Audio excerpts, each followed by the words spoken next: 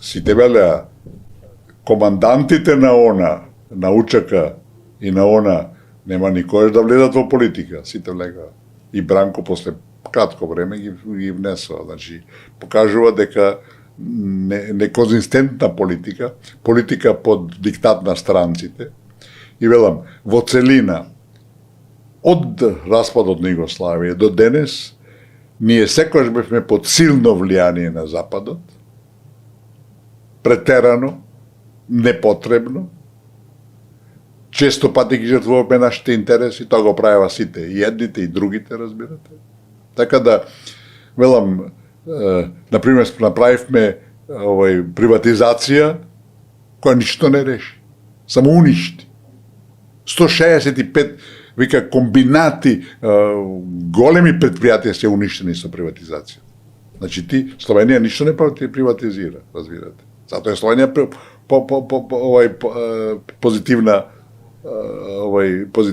позитивен спомен, односно случај, сваќате. 168, не знам колку 3000 други предпријатија уништивме. Викате и денес се плаќа на тие стечајци, државата им исплаќа некој синтен придонес, разбирате, допринос, разбирате. Така да, ние како држава никогаш не изградивме една своја национална стратегија, и тоа прво, нели така, од почетокот, на првите избори, знаете дека победија ВМРО ДПМН, меѓутоа не успева да се формираат влада, вамо, тамо, едно, друго, трето. Свеќате, таа наша длабока поделеност се повеќе доаѓаше до израз. Секој беше поважно да умре кожата на комшијата, отколку да заедно купиме 2-3 овци па да имаме млеко да сите, разбирате. Така да цело време се водеше погрешна политика, без долгорочна стратегија и денеска тоа плаќаме цената на тоа. Така да ни едните и другите не може се фалат дека биле државотворни, дека сите им правеа прво отстапки на албанците, сите од почетокот до денеска, и тоа на штета на фундаменталните интереси на македонскиот народ и на работи кои се апсолутно неспорни. Надвор од сите стандарди на меѓународен план. Албанците беа малцинство од државата и остануваат. Мнозинството решава. Разбирате. Така да, многу решенија кои се прифатени, кои денеска функционираат, се апсолутно надвор од меѓународната пракса и меѓународните стандарди. Цело време се фалат со Швајцарија и швајцарскиот народ, како и таму албанците цело време, Белгија и Швајцарија им се федерации, им се пример. Како последно прашање за овој наш подкаст, времето летна, скоро 2 часа, можам да кажам дека со вас, ако не и најдолг подкаст, може би, да не кажам дефинитивно, ама мислам дека најдолгиот подкаст овој, зашто беше, морам да признам, интересно, на моменти немавме исто мислење, исти ставови, ги судривме нашите... И не треба. Така е, мислам дека се беше како што треба. Сакам да ве запрашам, најдобар и најлош политичар според вас? Најтешко прашање на крај. Не сум спремен да одговорам на тоа прашање. И вие да кажете дека не се спремни за нешто. Добро, фала Богу. Мислам дека по многу што Груевски ќе остане како најдобар премиер, многу направи, имаше изворена концепција, направи сериозни грешки, кои му ја рушат вкупното дело, разбирате.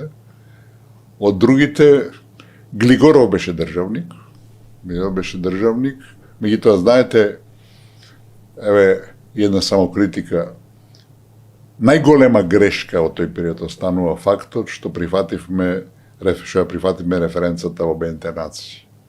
Јас тогаш бев државен подсекретар бев во министерството, нема влијание, немав директно влијание, али сега имаше Денко Малевски 6 колумни во Фокус, кај што сакајќи ме велича, вика дека јас ја променив надворешната политика на Македонија. Имав некој влијание, веројатно. Често пати го спомнувате, сакате некој дуел со него нешто да... Не, го спомнувам дека затоа што ова дагосен податок. Јас првпат дознав дека Скоков го кажал тоа, разбирате. Јас следам американската политика и ги собирам тие докази. Разбирате, овој доказ е драгоцен од Скокров, драгоцен доказ. Ноември 92 година ни кажи, мора да се крстите. И ние зборуваме за американска подршка, да бидеме наивни, разбирате. Глигоров беше државник, али велам се покажува како најголема грешка од неговиот период прифаќањето на референцата во Обединетите нации, иако тогаш и јас бев за тоа. Сметав дека немаме друга шанса, а тоа ни го кажа. Ни го кажа Помпидули беше тогаш во Митеран беше во Франција, ни го кажа Џон Мејџор во Британија, ни го кажа сите дека морате да прифатите, немате друг избор. Но од друга страна мораме да кажеме и да бидеме реални дека ние како Македонија во тоа време господинот Глигоров беше председател, го преживеавме распадот на Југославија без војна, многу паметно од него. И вие беше сте биле таму. И јас со него соработував, човекот беше државник. државник, тука нема сомнение, школа на Тито. Тито беше најголемиот државник на 20-тиот век, без дилеми. Али велам, сега се покажа од после дека клучот на сите наши последователни трагедии е во референцата Обединетите нации. Дека не сме многу ли има широк ли е изборот за најлош политичар? Има такви многу ги има. Такви има многу, такви треба цела листа да се прави, разбирате. Сега најнови се овие што капитулира и што ја предадува државата во прошлата власт, разбираш, така да. И на крај сепак и јас нешто да ви кажам. Да. Видите, често се манипулира, поготово од опозицијата сегашна, дека нашиот јазик бил чист, цементиран, дека и со преговарачката рамка, често го спомнуваат тоа. А еве преговарачката рамка, во која ќе ја прочитам што стои околу јазикот. Знаете,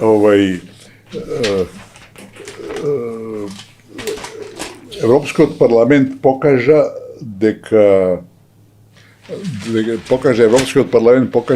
Европа апсолутно не е иста линија со Бугарија, дека ни јазик не признаваат ни националност ни ништо. Еве што вика во 23-та член, да го наречеме, или ставка од преговарачката рамка. Не. Ако мислите дека, ако збориме за спогодбата... Не, за јазикот зборуваме, чекајте се го зема преди, ево го, да. Вели, тоа е во ведната изјава на ЕУ за отварање на преговорите, значи тоа е ставот на Европската Унија. Вели, во однос на преводите на ки коминотер, значи на сите овие, што се вика 32 правила на Европската Унија за членство, вика правото за преводите на е на македонски. Не кажува јазик. Што вика е на македонски, а не кажува јазик. Што на македонски? Песни? Не, чекајте, али продолжувате. Не. ЕУ ги зема предвид, значи на македонски, и продолжува. ЕУ ги зема предвид соодветните еднострани декларации на Бугарија и Северна Македонија за македонскиот јазик. Бугарската беше дека не постои македонски јазик, а нашата беше дека нашиот јазик е кодифициран во 45-та година. Потврда за нивната. И не вели дека, знаете, ако во дипломатскиот јазик вели ги нотираше, ако ги нотираше, значи е запознает. А он вели ги зема предвид. Значи го зема предвид дека за Бугарија македонскиот јазик не постои. Значи ова не е чист македонски јазик. Ова е македонски јазик спрема бугарските заклучоци, односно поставки, а тоа е дека не постои. И уште едно прашање имаме од нашите гледачи, би сакал да ви го прочитам, а тоа се однесува околу кредитот со Британија. Што тоа значи за Македонија? Се повторува ли историјата од минатото кога Британија имала аспирација за контрола на територијата Македонија со цел да направи држава? Што значи заканата од Макрон дека ќе ја признае Палестина државата на идното собрание на ООН, на Обединетите нации? Да, видите, ова околу Британија, кај нас како и во се друго, се крена различна прашина, разбирате. Поделени мислења, да.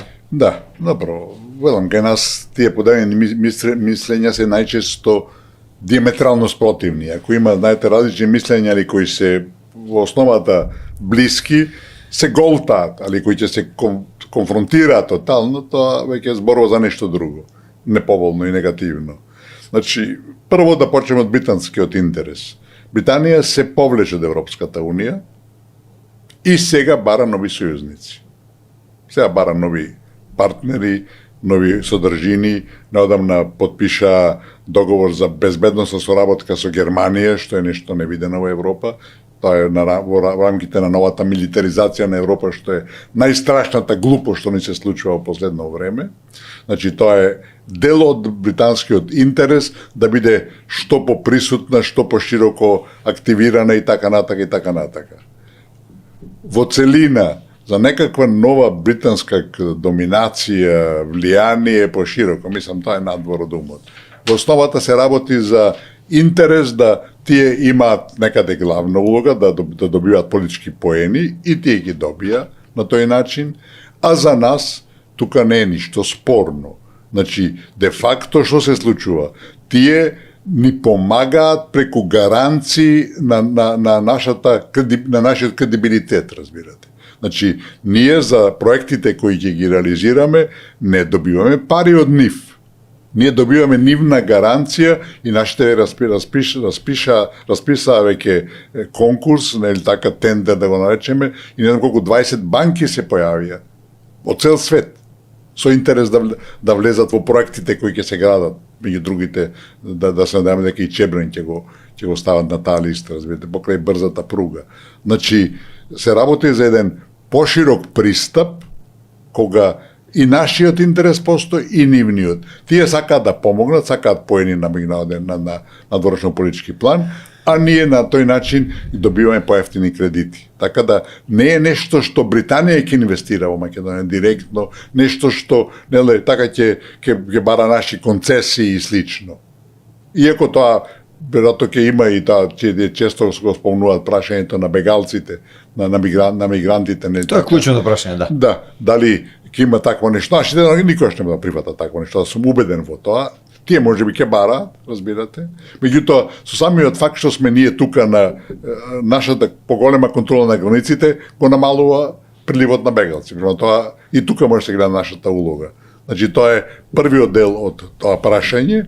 Значи Британија покажува една да речем динамична надворешна политика после издегувањето на Европската Унија да биде што поприсутна во регионот, бидејќи Европската Унија, ние овие 5-6 земји сме надвор од Унијата и тука имаат простор за некое поголемо влијание. И тие тука влегуваат во Македонија, веројатно во Србија се сигурно присутни исто така, не знам, на некој поширок начин. Во однос на заканата на Макрон. Заканата дека ќе признае палестинската држава. Ја како не се лажам, околу 140 држави од колку се неполни 200 од Обединетите нации признаваат Палестина како држава. Американците го имаат тоа најавено, па го одложија, разбирате. Тоа е позитивен чекор, бидејќи ова што се случува на Газа е невидено, разбирате, и додека руската интервенција или војна или агресија, како сакате, во Украина, сите ја осудија и секојдневно измислуваат санкции против Русија. Велам, Трамп сам рече дека виновен за војната е Киев, кој провоцираше со членството во НАТО, а никој не ги осудува Израел. Зеленски, да. Никој не ги осудува. Ова што го прават, секој ден има мртви, разбирате. Убиваат луѓе што чекаат за храна, разбирате. Сликите што ги гледаме таму, па пострашни не биле ни во Втората светска војна. И никој не реагира. Меѓу другото, потегот на Макрон е резултат на новата политика на Трамп, разбирате. Сите сега се наоѓаат во небрано. Трамп ја игнорира Европа на еден отворен начин и сега на Трамп, Макрон кој е многу амбициозен и не така догодина ќе има, ако не се лажам, председателски избори, се обидува да ја зајакне својата позиција која му е многу слаба моментално во Франција и со еден ваков поти кој е апсолутно позитивен. Треба сите да признаат Палестина. На вечера беа сега. Да, дека сите треба да ја признаат Палестина како независна држава, разбирате, и да го направат тоа американците, и тогаш веќе работите ќе почнат по-реално и да речем, по-координирано да се решаваат. Ова се случува во Палестина, на Газа конкретно е срам за сите нас, разбирате, а сите молчат. Сите молчат што, велам, двојни стандарди на еден неприфатлив начин. Овдека осудуваш, а овдека толерираш и мислиш дека така треба. Не е во ред. Замижуваш, буквално. Буквално замижуваш. Се правиш дека си отсуден. Така. Велам, нешто што е апсолутно неприфатливо и тоа е нова потврда за двојните стандарди и на Европа и на Западот во целина, кои не им служат на чест. А ние сме најголема жртва на тие двојни стандарди. Ви благодарам што ми бевте денеска гостин и ви посакам добро здравје, да се видиме тука повторно и да ни бидете гостин. Ми беше големо задоволство. Поздрав до сите ваши гледачи. Драги мои, тоа беше амбасадорот Ристо Никовски, а вие го гледавте најновото издание на Демократски импулс. Бидете така, имајте убав ден и нормално, доколку ви се допадне ова видео, знаете дека треба да стиснете лайк, да го споделите како би допрел до што поголем број на луѓе и да стиснете subscribe на нашиот YouTube канал.